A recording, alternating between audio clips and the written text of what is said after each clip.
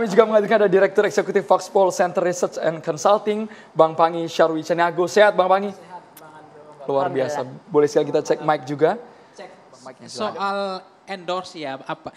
Memang di negara lain kalau kita komparasi memang tidak ada masalah juga. Joe Biden juga me-endorse, Barack Obama juga me-endorse Joe Biden. Cuma memang ada konsekuensi risiko yang diambil memang ada karena kondisi belum masuk ke rute pemilu kita tracknya belum jalan. Nah tentu Pak Jokowi akan mengambil pilihan itu. Dua pilihan yang diambil Pak Jokowi. Kalau endorse-nya benar, tepat pilihannya nanti, beliau akan selamat. Tapi kalau endorse-nya salah, tidak tepat dan sudah mengikat di situ, tentu beliau punya konsekuensi. Kita paham sejarahnya Bang Panda. Bagaimana PSBY salah dalam endorse itu? Resikonya partainya digebukin. Kemudian prestasi beliau mohon maaf tidak dianggap. Kemudian setelah itu beliau jadi bulan-bulanan gitu. Karena dianggap Pak SBY tidak punya saham pada Pak Jokowi. Ya kalau punya saham Pak Jokowi nggak mungkin dong harus datang ke Hambalang gitu loh. Menunjuk ini loh yang terbengkalai. Kan kode itu nggak muncul harusnya. Nah itu artinya ke dalam konteks presiden bahwa dia harus memutuskan. Tapi ingat ada risiko besar. Tapi kalau kemudian dia mengambil endorse itu kebermanfaatan yang merata representatif itu juga tidak terlalu berisiko bagi dia. Karena artinya beliau bisa persamaan kepentingannya ada pada semua calon presiden. Kalau ciri-ciri spesifik yang sekarang Bang Pangi? Agak lebih memang udah kental gitu. Kodenya udah kental. Tapi persoalannya kan Pak Jokowi mengendorse semuanya sampai sejauh ini. Kecuali Mbak Puan, mohon maaf Bang Panda. Kalau Mbak Puan di endorse juga tinggi elektabilitasnya, jangan-jangan gitu. Ini kan belum kodenya baru endorse ke Mas Ganjar, ke Pak Prabowo, sekali-sekali Mas Erik, kadang-kadang yang lain gitu. Tapi kan memang kode ke endorse ke Mbak Puan belum. Nah ini yang menurut saya seberapa besar pengaruhnya endorse juga pernah saya temukan data 25% itu. Jadi pemilihnya Anies itu juga terpengaruh oleh endorse-nya Pak Jokowi. Ada 22% dan ke Pak Ganjar itu 32% pengaruh Pak Jokowi memilih Ganjar gitu. Ada pengaruh itu. Maka kemudian mungkin saja konteksnya mereka mencoba untuk mengendorse itu dalam prinsip bahwa persoalannya adalah bagaimana netralitas presiden. Dan menurut saya kelasnya Pak SBY fatsunnya agak lebih baik untuk itu gitu. Buktinya begini, PLT ini pun juga hari ini kan tidak bisa netral kalau misalnya sumber kekuasaan dari presiden, dari menteri dan dari kepala daerah. Bagaimana mungkin kemudian kita memastikan pada ujungnya nanti jangan-jangan PLT ini kemana endorse-nya Pak Jokowi, disitulah PLT berterima kasih. Karena dia ngerti sumbernya bukan dari legitimasi rakyat, sumbernya dari presiden, dari menteri. Nah ini yang saya khawatirkan, di mana-mana Pak, mohon maaf, tidak ada yang namanya PLT itu 3 tahun, kemudian setahun ditambah lagi 2 tahun, ditambah 3 tahun, 4 tahun, nggak ada di dunia lain. Itu bukan PLT, bukan PJ, yang namanya PLT itu 6 bulan Pak. 6 bulan saja. Nah ini yang menurut saya rusak. Nah kalau kemudian itu ujungnya bahaya. Rusak demokrasi kita. Mudah-mudahan PLT yang dipilih oleh presiden, oleh menteri sekarang dan oleh gubernur, tidak itu ujungnya. Ini yang saya khawatirkan. Sekarang saja udah kelihatan gerasak gerusuknya PLT gitu. Karena dia ngerti sumber kekuasaannya adalah dia harus berterima kasih kepada kekuasaannya. Bukan kepada rakyat. Nah ini problemnya. Konkretnya apakah ini terkait dengan kemarin ketika perizinan ingin safari politik Nah dicabut? itu juga, kan itu ada juga gubernur, bupati, wali kota PLT. Mudah-mudahan kemudian soal yang mengizinkan, yang tidak mengizinkan itu pada kepala daerah sebetulnya kewenangannya. Tapi menurut saya ini adalah panggungnya Pak Anies sebetulnya, kalaupun dia hari ini babak belur ya, kemudian seolah-olah jejegal, tidak lancar melaju mobil ini, lampunya gelap misalnya, nggak terang lampu mobilnya. Tapi itu tidak masalah Pak, ini namanya underdog effect. Di mana-mana di Indonesia itu pihak yang terzolimi, orang empati terus.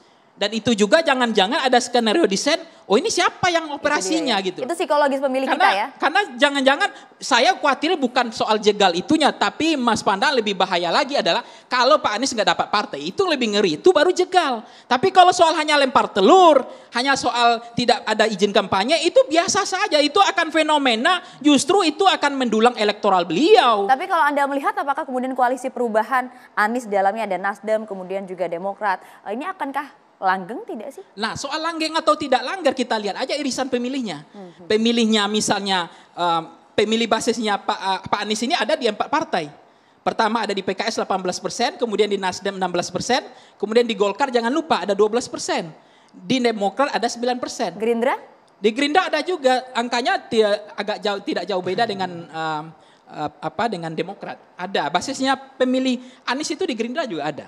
Nah artinya kalau kita lihat ceruk segmen pemilih irisannya, sebetulnya basis pemilihnya Anies agak melebar ke semua partai.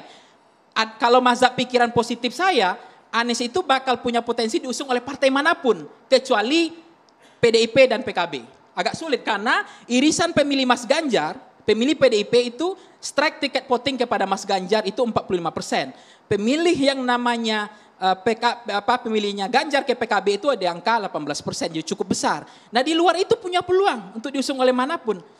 Artinya peluang Anies untuk diusung oleh partai koalisi manapun terbuka lebar. Dan tapi itu kabar mazhab lain, saya mengatakan lain.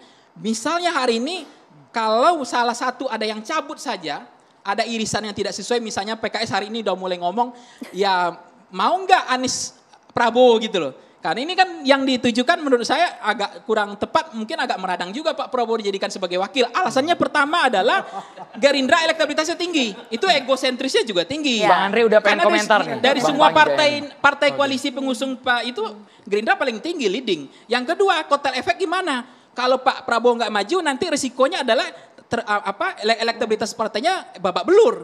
Yang ketiga adalah ya ini Pak Prabowo sudah deklarasikan jauh-jauh hari, kok bisa disampaikan jadi wakil presiden? Ini ngeledek namanya kan gitu. Nah tapi kemudian ada juga asumsi mazhab ketiga, oh enggak begitu, baiknya gini aja, mazhabnya kita ubah. Sekarang Pak Prabowo diusung oleh PKS kembali karena ada nostalgia masa lalu kan begitu. Irisannya masih sama. Kalau kita lihat pemilih PKS dengan Gerindra itu irisannya sama. Bahkan dalam data kita, pemilih PKS yang masih menginginkan Pak Prabowo itu masih ada di angka 16%. Wow. Dan pemilih PKS yang menginginkan Pak Anies 42%. Artinya masih ada titik temu, ada nostalgia. Tapi apakah mungkin PKS masih mengulang peristiwa itu gitu? Kira-kira siapa yang akan diakomodir, PKS apa Gerindra? Sesaat lagi terus hanya di catatan demokrasi pemirsa. Tetaplah bersama kami. Soal Bang Nahar itu saya agak sama juga. Persamaan kepentingannya sama bahwa memang pada konteks basisnya Pak Prabowo dengan Pak Anies ini irisannya, zonasinya sama. Maka kalau kemudian kemarin Pak Prabowo dianggap 2019 sebagai tokoh oposisi sebelum bergabung menjadi, saya nggak menyebut antitesis ya, tapi antitesa dalam konteks yang beda memang. Nah sekarang ketika memang Pak Prabowo itu sudah tidak ada di situ lagi, maka mereka merepresentasikan ada tokoh baru yang menjadi simbol kepentingan mereka. Yang tadi mereka kehilangan orang tua tadi yang dianggap memang tidak ada representasi tadi. Nah dianggaplah kemudian Anies adalah perubahan dan keberlanjutan itu ditambah perbaikan. Ya. Dan konteks perubahan dan keberlanjutan menurut saya ada konteks yang tertinggal yaitu adalah diksi perbaikan. Maksudnya perbaikan dan keberlanjutan itu penting keduanya. Nah dengan irisan pemilih yang sama ini sekarang ikonnya itu saya mengatakan, ada yang mengatakan ini antitesisnya Pak Anies, kan begitu. Tapi dari data kita kan yang masyarakat merasa setuju untuk program Pak Jokowi dilanjutkan atau layak dilanjutkan atau tidak, itu angkanya masih besar 51%. Hanya di angka 37% yang mereka mengatakan program Pak Jokowi tidak layak dilanjutkan. Dan itu ada pada basisnya Pak Prabowo, ada basisnya Pak Anies, ada juga pada basisnya Mas Ganjar. Makanya keberlanjutan itu tetap ada sebetulnya di basisnya Pak Anies dengan basis Pak Prabowo sama. Yang kedua adalah sumber wilayahnya, basisnya. Saya mengapa apa yang disampaikan Bang Willy tadi bahwa saya ini tidak bisa berasumsi gitu. Persepsi atau pikiran-pikiran liar, saya adalah empirik objektif bukan intersubjektif. Ini bahayanya gini Bang, sama orang warung yang lagi dibuka Bang, rame. Kemudian kita berpikir ada dua, kursinya dikurangi jumlahnya sehingga orang berdiri, atau memang makanannya enak atau harganya yang murah gitu. Jadi ini kan perhimpunan survei opini publik, itu tidak bisa asumsi Bang, gak bisa persepsi. Kalau persepsi intersubjektif bahaya loh Bang, contohnya bagaimana mungkin orang Sumatera Barat menilai bahwa Pak Prabowo lebih islami daripada Pak Jokowi. Nah itu faktanya begitu. Makanya pendukungnya Pak Prabowo itu basisnya lumbungnya keluar semua itu letupannya di Sumatera Barat. Padahal kalau lihat misalnya kita lihat rentang blok ideologisnya nggak ketemu Bang.